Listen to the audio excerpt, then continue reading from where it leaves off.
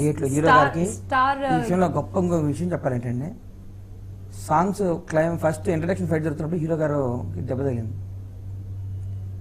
6 ప్లేసుల్లో ఇంజూరీ అయిందండి హీరో గారికి. డాక్టర్ గారి దగ్గరికి వెళ్ళాం. డాక్టర్ గారికి వెళ్తే ఒక 3 months బ్లడ్ టెస్ట్ తీసుకోమని చెప్పారు.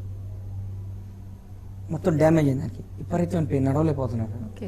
నేను ఇంటికి వెళ్ళాను, బాబు ఒక 3 నెలలు పోస్ట్ పోన్ చేద్దాం సినిమాని, మీరు ఇట్లా చేస్తే ఏమో వద్దో లేనిపోయిన టెన్షన్ నాకు, 3 నెలల తర్వాత చేద్దాం బాబు, ఈ ఆగస్టులో రిలీజ్ చేద్దాం కానీ మీరు టెస్ట్ తీసుకున్నాను. ఆయన లెక్కలేసారు, నీ కూర్చున్నారు, పిలిచారు నన్ను, ఎల్లుండి షూటింగ్ పెట్టుకున్నారు. ఏమన్నా అయితే బాబు అన్న.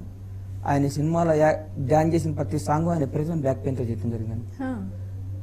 షార్ట్ చేసి వచ్చి హార్ట్ ప్యాక్ పెట్టుకొని ముందు రాసుకోను, లిమ్మాని మసాజ్ చేయించుకొని ట్రీట్మెంట్ చేసుకొని వచ్చి డ్యాన్స్ చేశారు. అది ఎవరైనా చెప్పిన నమ్మరు. అది నేను చెప్తాను, నేను దగ్గరుండి గుండె కొట్టుకునేది.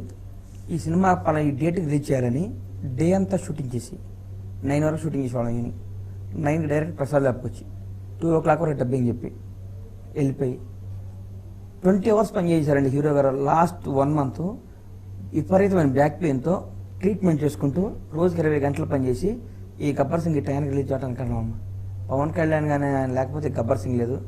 అసలు గబ్బర్ సింగ్ అనే దానికి అన్నీ ఆయనే, అంత కష్టపెట్టాను ఆయన్ని. నిజంగా మీరు చెప్తున్న సందర్భాలు వింటే అంత కష్టపెట్టాను ఆయన. ఎందుకు అంత కమిట్మెంట్ తీసుకుంటారు? కమిట్మెంట్ ఆ డేట్కి రిలీజ్ చేయాలి.